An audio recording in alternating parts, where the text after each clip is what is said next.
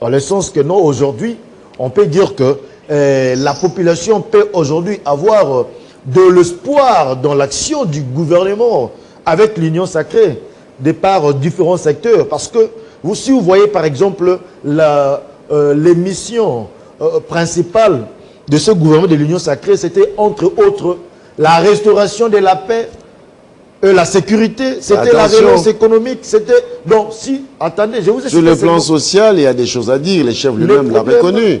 Vous n'allez pas... On est suivi par des milliers de Congolais qui connaissent la réalité du pays. Il y a les professeurs d'université qui sont en grève. Il y a les infirmiers qui étaient en grève durant longtemps. La situation sociale n'est fait que s'enliser. On ne va pas, en tout cas, tromper l'opinion publique. Non, écoutez, le problème c'est quoi? On ne dit pas qu'aujourd'hui, la RDC c'est comme l'Allemagne, c'est comme la France. Mais des fois, dans notre pays, vous constaterez que ce qui nous a manqué, c'était seulement la volonté politique qui manquait au fief, qui manquait dans l'action du gouvernement. Mais aujourd'hui, la volonté politique y est.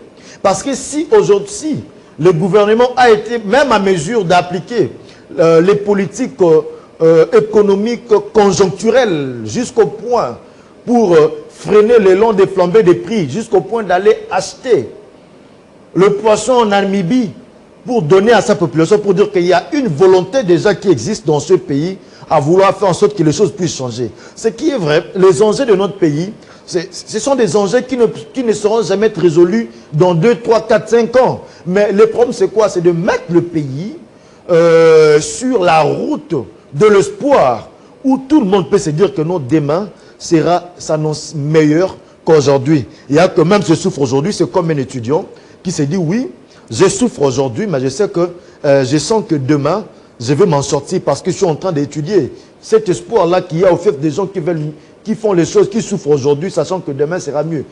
Maintenant, c'est la chose qui manquait dans notre pays. Alors, avec l'action de chef d'État, on sent que cet espoir-là commence à renaître. Parce que sur le plan sécuritaire, on a vu déjà l'état des sièges. Donc, pour dire qu'il y a une matérialisation de la volonté du chef de l'État. Du point de vue relance économique, on a vu, parce que quand on a parlé, j'ai parlé tantôt de politique économique conjoncturelle. Et puis, il y a aussi du côté structurel, vous voyez, qui aujourd'hui doit aussi passer par l'industrialisation de notre économie. Donc plutôt qui doit pousser le pays à entrer dans l'industrialisation. Entrer dans l'industrialisation, comme je dis, il y a des préalables. Il y a déjà des routes qui se font. Parce qu'aujourd'hui, Moanda, Boma, on a déjà asphalté ces tronçons. On a déjà Kolwezi Lolo. Nous avons déjà Kasumbale Sasakanya. Donc pour dire que avec l'industrialisation passe par les voies d'évacuation. Donc pour dire que la volonté y est, et que si nous maintenons le cap avec d'un côté la réglementation et de la déréglementation, des réglementations et déréglementations, on pense que dans les jours qui suivent, notre pays peut entrer dans la position des pays qui ont eu à résoudre les problèmes des structures sociales de base. Parce que c'est ça même le plus grand problème de notre pays. Hein? Donc nous sommes dans un état où il y a de ceux qui ont déjà dépassé, voire même des pays développés et en voie de développement comme nous autres, ils ont déjà dépassé l'étape de problèmes des structures sociales de base. Entre autres, l'accès à l'eau potable, à l'éducation, à l'eau potable, à l'électricité, aux soins de santé, au transport. Vous voyez, entre autres, quand aujourd'hui on voit un étudiant peut aujourd'hui monter dans un bus, en tout cas dans un bus neuf, c'est déjà bon. Merci. Si aujourd'hui, on voit déjà avec l'action de soins de santé universelle, avec des tractations qu'il y a au niveau du gouvernement, ça s'annonce déjà bien.